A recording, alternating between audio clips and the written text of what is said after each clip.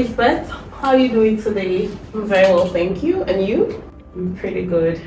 You look it. Thank you. Elizabeth, tell me, if you could give advice to your younger self when starting out in this field of career, what would it be? Well, I would say educate yourself and others.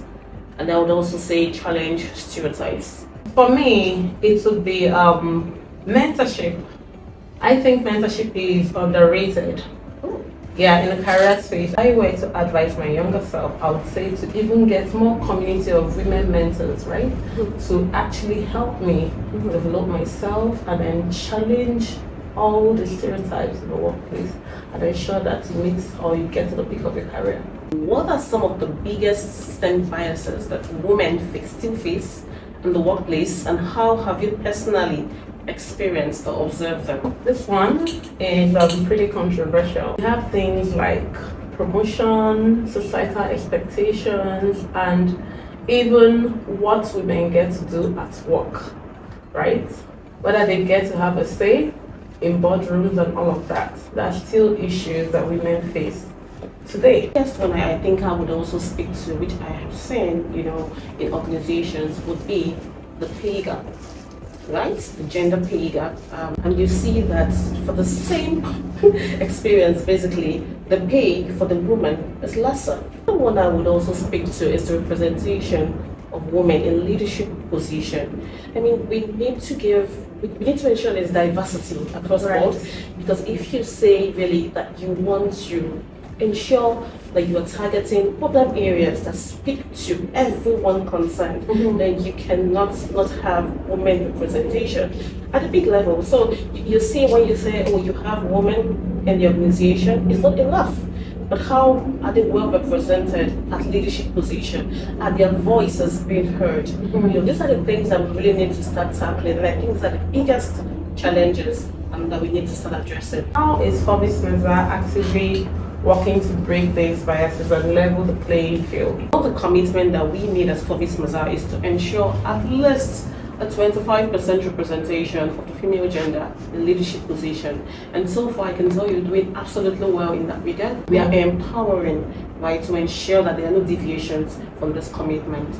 Apart from that, too, we have mentorship programs, right? You spoke about mentorship earlier on, and the important part it plays, right, in addressing the systemic bias. So we have mentorship programs where people are paired, right, with people who are able to help them come out of their shell where that is the concern or the issue, or where people are also paired with mentors who they feel very comfortable with, just basically laying out their concerns and just progressing with their careers. For me, what resonates with me since I've been here is the support the women community give to each other, right?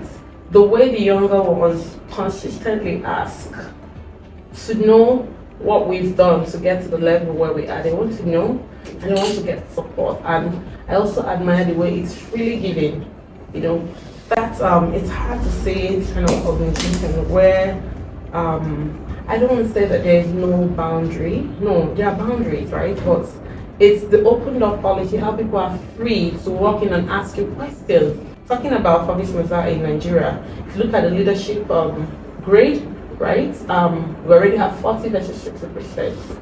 And then even below that, it's pretty good, like better, right? We have more women here in Forbes Mensa in Nigeria than men, right? We have more representation across all the grade levels of women than men. One last thing that I also I'm really, really proud of here is how we support nursing mothers, right?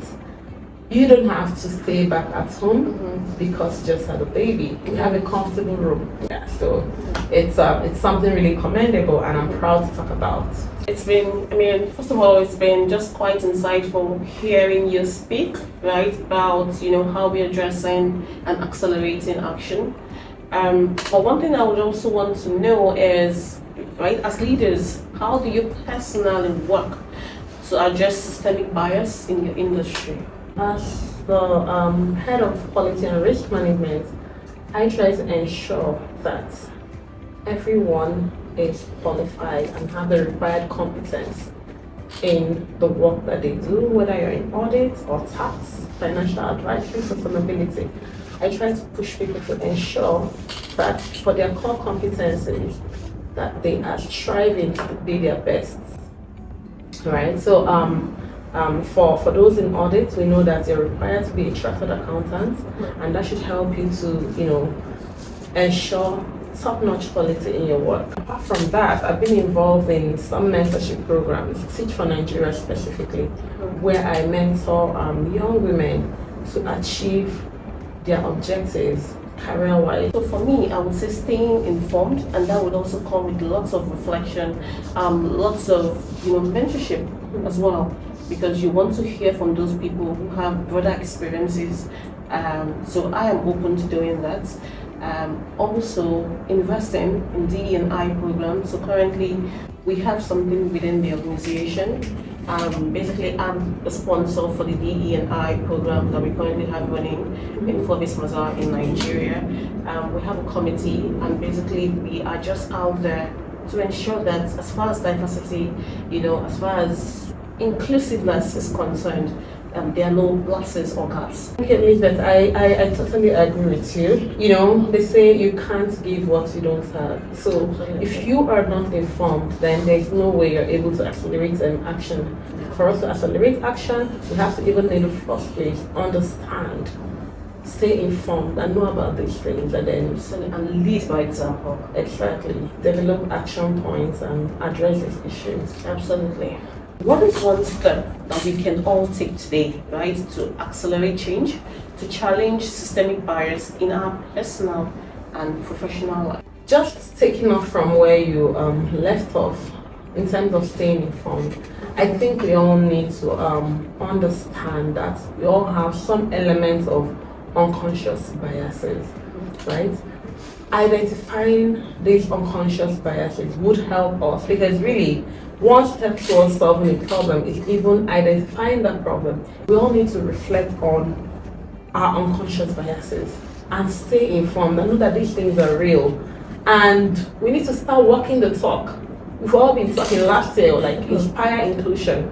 This year we're saying accelerate action. How are you accelerating action? You gotta walk the talk. That's what we're talking about now.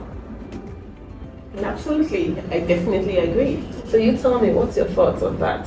I think one thing that I would want to leave you and everyone with, and myself included, is actively working to identify marginalized groups. That would come with listening, first of all, without judgment, and then basically just giving yourself and educating again these people, and then acting to correct whatever is making this particular set of people marginalized. So we can't just stop at identifying the marginalized group.